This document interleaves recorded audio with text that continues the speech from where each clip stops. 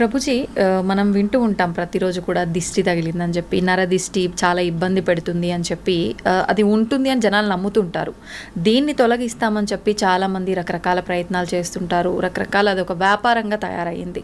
నిజంగా ఇవన్నీ ఉన్నాయా? వీటిలో భగవద్గీతలో ఏం చెప్పారు? ఫస్ట్ భగవద్గీతలో ఏం చెప్పలేదు, కానీ ఒక బేసిక్ కామన్ సెన్స్ మీరు చూసారనుకోండి, అసలు దిష్టి తెచ్చుకోవటం ఎందుకు? ఫస్ట్ దిష్టికి అన్నిటికంటే మూలం ఏంటి అని అంటే, మనకి ఉన్నదానికంటే ఎక్కువగా చూపించుకోవటం, లేదా ఉన్నది మొత్తం మనం ఇప్పుడు చూడండి, డెఫినెట్లీ వీ హ్యావ్ టు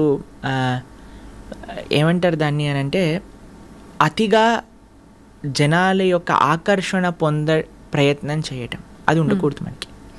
ఎప్పుడైతే మన జీవితంలో ఉండే విషయాలన్నింటినీ కూడా మనం పెట్టేస్తామో బయట, ఎప్పుడైతే మనము సమాజంలో ఉన్నప్పుడు ఒక రకమైన పరిణితి, హద్దు లేకుండా మనం మితిమీరిపోయి బిహేవ్ చేస్తామో, ఎక్కువగా చూపించుకోవాలి అనే ఒక ప్రయత్నం మనకు ఉన్నదనుకోండి, అప్పుడు ఏమవుతుంది అని అంటే, వేరే వాళ్ళ యొక్క అన్నెసెసరీ అట్రాక్షన్, అన్ని కళ్ళు మంచివి కాదు కదండి. కాబట్టి మనకి చెడు వాళ్ళు ఎప్పుడైనా మనకి చెడు ఆశించి మన వైపు ఆ విధంగా చూసారనుకోండి, దాన్ని దృష్టి అని అంటారు. ఓకే. కాబట్టి అది నుంచి బయటకి రావాలి అని అంటే మనకి మెయిన్ థింగ్ ఏంటంటే, మనం ఎంత సింపుల్గా ఉండాలి. ఒకటి ఏంటి అని అంటే, అన్నెసెసరీ అట్రాక్షన్ గెయిన్ చేసుకోవడానికి ప్రయత్నం చేయకూడదు. తర్వాత ఆ దృష్టి మనల్ని ఎఫెక్ట్ చేయకుండా ఉండాలి అని అంటే, మీకు ఒక విషయం చెప్తాను. మనం ఎప్పుడైనా సరే ఇంటి నుంచి వెళ్ళే ముందు భగవంతుడికి ప్రార్థన, మన పూజా ఆలయంలోకి వెళ్ళి, మాకు అందరికీ అలవాటు ఈ విషయం, నాకు తెలిసి ఎంతమందికి ఉందో తెలీదు, కానీ మేమైతే ఎక్కడైనా కార్యక్రమానికి వెళ్తున్నా, ఏం చేస్తున్నా సరే ఫస్ట్ భగవంతుడికి వెళ్ళి, స్వామి ఇది మీ సేవగా ఈ రోజు చేస్తున్నాము, ఈ కార్యక్రమానికి వెళ్తున్నా, మీ దయ ఉంచండి అని చేస్తాం. మళ్ళీ ఇంటి నుంచి రాగానే ఫస్ట్ మనం ఏం చేయాలంటే, పాద ప్రక్షాళన చేసుకోవాలి. బయట నుంచి రాగానే పాద ప్రక్షాళన చేసి కాళ్ళు చేతులు ముఖం అంతా శుభ్రంగా చేసుకొని, చక్కగా మనం ఆలయాన్ని, మన పూజా మందిరానికి వెళ్ళి భగవంతుడికి వేడుకోవాలి, తండ్రి ఇది ఈ కార్యక్రమం దీనికోసం ఇలా చేసాము, క్షేమంగా తెచ్చుకున్నందుకు థ్యాంక్ యూ. చిన్న చిన్న చిట్కాలు ఉంటాయి. ఉప్పుతో దిష్టి తీస్తూ ఉంటారు. మా అమ్మగారు మమ్మల్ని ఎప్పుడైనా కలిసామనుకోండి, అప్పుడు కొబ్బరికాయతో దిష్టి తీస్తారు, లేదా ఉప్పుతో దిష్టి తీస్తారు. అలా చిన్న చిన్న కార్యక్రమం, దానికి ఎవరినో ఎంప్లాయ్ చేసి మన దిష్టిని తొలగించడానికి పెద్ద పెద్ద కార్యక్రమాలు చేసి అవన్నీ ఏం అవసరం లేదండి. ఫస్ట్ మనం కొద్దిగా కంట్రోల్డ్గా ఉండాలి. పబ్లిక్లో ఏదో మనం ఇది అది అని చేయడానికి ప్రయత్నం చేయకూడదు. రెండో విషయం ఏంటంటే, చిన్న చిన్న చిట్కాలు, ఉప్పుతో మనం దిష్టి తీసేయచ్చు, కొబ్బరికాయతో దిష్టి తీయచ్చు, అలా నిమ్మకాయ కొన్ని యూజ్ చేస్తారు కదా, మీ అందరికీ తెలిసే ఉంటుంది. కాబట్టి ఆ విధంగా మనం దిష్టి తీసుకునే ప్రయత్నం చేయాలి డెఫినెట్లీ. ఎందుకంటే అన్నీ కూడా పాజిటివ్ ఐస్ అనేవి ఉండవు, నెగిటివ్ ఐస్ కూడా ఉంటాయి, కాబట్టి జాగ్రత్తగా ఉండాలి. ఓకే. అయితే ప్రభుజీ, భగవంతుడి విషయానికి వస్తే, హంగులు ఆర్భాటాలు చేసేది ఇదంతా సరైనదేనా భగవంతుడి విషయంలో? నిజంగా అలా చెయ్యాలి అని అంటే బాగా డబ్బున్న వాళ్ళు మాత్రమే ఎక్కువ ఖర్చు పెట్టి ఇలాంటివన్నీ చేయడానికి వీలు? ఎవరికి ఎంత ఉంటే అంత చెయ్యాలి. అలా అని అందరూ అంతా చెయ్యాలి అని కాదండి. ఎవరికి ఎంతలో చేయగలుగుతారు భగవంతుడి యొక్క సేవ, అలా చేయడానికి మనం ప్రయత్నం చేయాలండి. స్వామి యొక్క సేవ, స్వామికి ఏమి నువ్వు 1,00,000 రూపాయలు ఖర్చు పెట్టకపోతే నా పూజ అవ్వదు అని ఆయన ఏం పెట్టుకోలేదండి. స్వామికి అలాంటి రూల్స్ ఏం లేవు. ఉన్నవాడికి ఉన్నంత. ఆయన ఎక్కడికైనా సరే, ఎంత స్వరూపంలోనైనా సరే, ఆయన ఒదిగి ఉండగలిగిన ప్రేమ కలిగిన వాడు భగవంతుడు. మనకి ఎన్నో ఉదాహరణలు మన శాస్త్రంలో చూస్తాం. వెంకటేశ్వర స్వామి అంత అనంత కోటి బ్రహ్మాండ నాయకుడు, అంత ఐశ్వర్యం ఉన్న వ్యక్తి కూడా మట్టి కుండలో ప్రసాదం పెరగన్నందు తింటాడు. తన యొక్క భక్తుడు, పేద భక్తుడికి ఆయన ఇచ్చిన గౌరవం అటువంటిది. కాబట్టి స్వామికి ఏమీ హద్దులు ఆర్భాటాలతో సంబంధం లేదండి. కానీ మిగతావన్నీ హద్దులు ఆర్భాటాలు చేసి భగవంతుడికి ఒక్కటే హద్దులు ఆర్భాటాలు చేయకపోవటం తప్పు. ఓకే, అర్థమైందా మీకు? కాబట్టి భగవంతుడి దగ్గరికి వచ్చేసరికి ఎందుకు అవసరం అని మిగతావన్నీ ఎక్స్ట్రావగెంట్గా చేశారనుకోండి, అది తప్పు అవుతుంది. కానీ మనకి ఉన్నంత ప్రేమతో భగవంతుడికి పత్రం పుష్పం ఫయంతోయం యోమే భక్తా ప్రయశ్చతి, ప్రేమతో ఎంత చేసినా ఆయన స్వీకరిస్తాడు. ఓకే ప్రభుజీ, చాలామంది చూస్తుంటాం, ఒక కోరిక కోరుకోవడము, కొద్ది రోజులు ఒక దేవుణ్ణి పూజించటము, తర్వాత వాళ్ళు అనుకున్నది నెరవేరకపోతే ఆటోమేటిక్గా వేరే దేవుడి సైడ్ మారిపోవడము, ఎవరైనా అంటే సోషల్ మీడియాలో ఒక దేవుడి గురించి ఎక్కువ ప్రత్యేకంగా చూపించడం వల్ల ఆ దేవుడికి అట్రాక్ట్ అయిపోయి అటు మారిపోవడము, ఇలా రకరకాలుగా చూస్తుంటాం. నిజంగా దేవుళ్ళని మార్చడం అనేది కరెక్టే అంటారా? మనకి ఇవన్నీ ఎందుకు వస్తుంది అని అంటే, నా కోరిక తీరాలి అనే ఒక భావన ఉంది కాబట్టి. ఆ. ఆ కోరిక నుంచి ఫస్ట్ ఆ మెంటాలిటీ నుంచి బయటికి రావాలి. భగవంతుడికి ఇప్పుడు చూడండి, ఒక దగ్గర ఒక చిన్ని పిల్ల చాలా అల్లరి చేస్తుంది అనమాట. వాళ్ళమ్మ పాట్ అని ఒక చంపమైన స్లాప్ చేసిందనమాట. ఆ చిన్ని పిల్ల అని ఏడుస్తూ మళ్ళీ వాళ్ళ అమ్మని పట్టుకుంది. ఏం చేయాలి, వాళ్ళ అమ్మని వదిలేసి వెళ్ళిపోవాలి. కానీ ఆ పిల్ల అలా కాదు, అని ఏడుస్తూ వాళ్ళ అమ్మని పట్టుకుంది. అప్పుడు అయ్యో అని వాళ్ళ అమ్మ ఇదే చేసి మళ్ళీ కలిసిపోయి వెళ్ళిపోయారు అనమాట. ఆశ్రమంలో మేము చూసాం ఈ సిచ్యువేషన్. కాబట్టి భగవంతుడు ఏం చేసినా సరే ఆయననే మనం ఆశ్రయించాలి. అందుకే కదా నాకు ఈ కోరిక తీరితేనే ఈ నిన్నట్టు లేకపోతే లేనట్టు అని మతాలు కూడా మార్చేస్తున్నారు కదా జనాలు. ఎంత అన్యాయం చూడండి, మతాన్ని మార్చేసుకుంటున్నారు. దేనికోసం? అసలు ఈ హిందువులు వాళ్ళ శాస్త్రాలు వాళ్ళకి తెలియదు, అర్థం చేసుకోవడానికి ప్రయత్నం చేయట్లేదు. ఎవడో ఒకడు వచ్చి ఇది కరెక్ట్, ఇది లేకపోతే నువ్వు ఇది అది అని పిచ్చి మాటలు మాట్లాడి మా దగ్గరకు వచ్చేసే కష్టాలన్నీ పోతాయి. ఈ కష్టాలు పోవు. ఈ ప్రపంచంలో ఉన్నంత వరకు కష్టాలు అనుభవించవలసినదే. కాబట్టి నీ ధర్మం నీకున్నప్పుడు దాన్ని ఆచరించు, అంతేకాని ఎదుటివాడి దగ్గరికి. అందుకే నేను చెప్తున్నాను, ఫస్ట్ ఆధ్యాత్మికవేత్తలు ఆపాల్సిన విషయం ఏదన్నా ఉంటే భగవంతుణ్ణి కోరికలు తీర్చే ఒక ఏటీఎం మషిన్గా ప్రజెంట్ చేయటం ఆపేయాలి. కోరికలు అడగడానికి భగవంతుడు కాదు, భగవంతుడి కోరికలు తీర్చడానికి, భగవంతుడి యొక్క సేవ చేయడానికి మనం ఉన్నాము. ఇది నిక్కచ్చైన నిజమే. ప్రభుజీ, భగవంతుడిని కోరుకుంటారు, మొక్కులు మొక్కుతారు, ఆ మొక్కులు నెరవేరుస్తుంటారు. ఇదంతా నిజంగా భక్తి అనుకోవాలా, ఒక వ్యాపారం అనుకోవాలా? వ్యాపారమే కదండి. మీరు కొనుక్కున్నారు, ఈఎంఐలు కడుతున్నారు అని అంటే అది వ్యాపారమే కదా. అవును.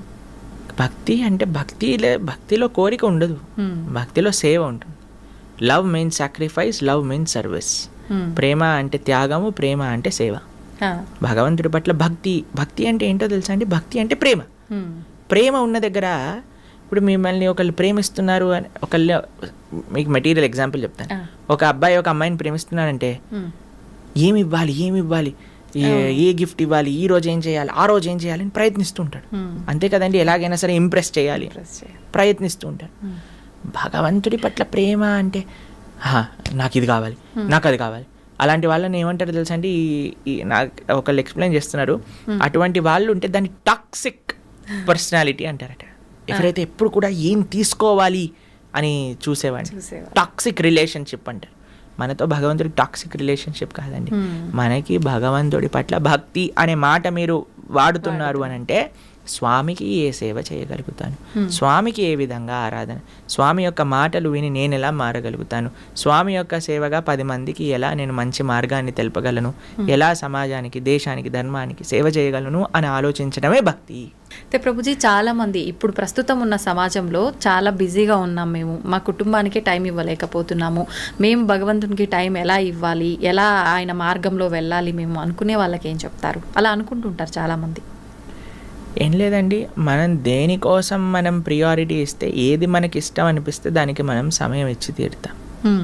ఒకసారి మేము ఒక దగ్గర కూర్చున్నాం, ప్రసాదం తీసుకుంటున్నాం అనమాట. నా పక్కన ఇంకొక ఆయన ఉన్నారు. ఆయన అన్నారు, నా కడుపు నిండిపోయింది, నాకేం వద్దు అన్నారు. సరే అని వెళ్ళిపోయారు. వడ్డించే వాళ్ళందరూ అడుగుతున్నారు అనమాట, అయ్యా ఇది తీసుకోండి, వడ తీసుకోండి, గారె తీసుకోండి, పులిహోర పెట్టుకోండి, దద్దోజనం పెట్టుకోండి. ఆయన అంటే నా కడుపు చాలా నిండిపోయింది, పోండి నన్ను అడగండి అని అంటున్నాడు. కొంతసేపు అయిపోయాక ఒక ఆయన గులాబ్ జాములు పట్టుకొని వచ్చాడు అనమాట. ఆయన కూడా పాపం ఈయన వద్దు అన్నాడు కదా, నా దగ్గరికి వచ్చేసాడు. ఎందుకు వెళ్ళిపోయావు, నాకు ఇవ్వు గులాబ్ జామున్. అదేంటండి మీ కడుపు నిండిపోయింది, పొట్ట పగిలిపోతుంది అన్నారు. అంటే స్వీట్కి జాగుందిలేండి అని అన్నారు. ఎందుకంటే అరే ఏమైందిరా ఇప్పటి వరకు పొట్టలో జాగలేదు అంటే స్వీట్ అంటే ప్రభుజీ నాకు చాలా ఇష్టం ప్రభుజీ.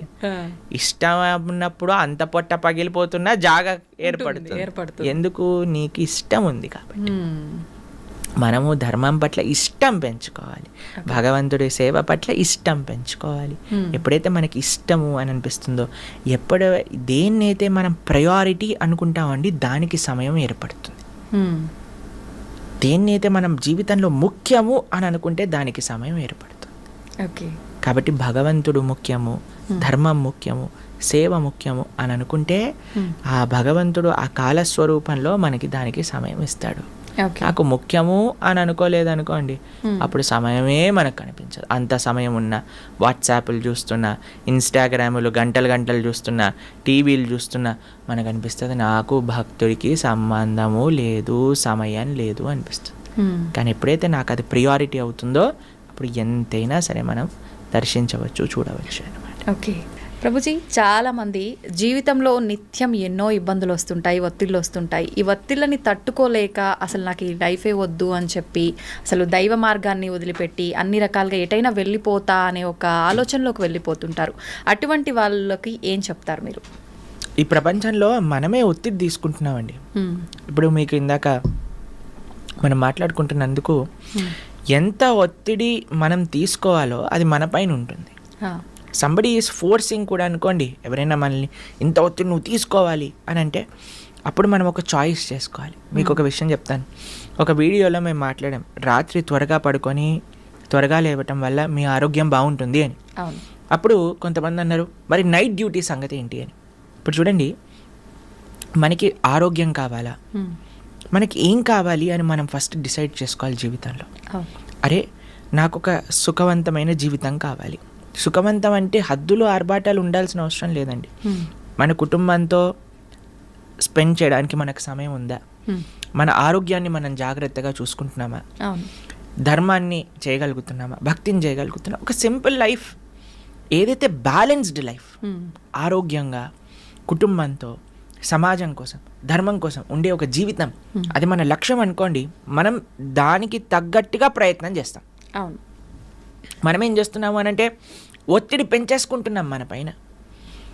ఇప్పుడు ఇందాక మనం ఒక ఎగ్జాంపుల్ చెప్పాం, మన గ్రైండర్ తిరగటం. అవును. అప్పుడు ఏం చేసిందంటే ఒకసారి మేము అలా చేస్తుంటే మా అమ్మగారు చెప్పారు, దాన్ని ఫస్ట్ పక్కన పెట్టు, కొద్దిసేపు వాడకు, చల్లారని, దాని తర్వాత మళ్ళీ గ్రైండ్ చేయి, అప్పుడు వస్తుంది. అప్పుడు ఫ్యాన్ వేసి చల్లార్చడానికి పెట్టేస్తాం, అదొకసారి చల్లార్చాక మళ్ళీ గ్రైండ్ చేసేస్తాం.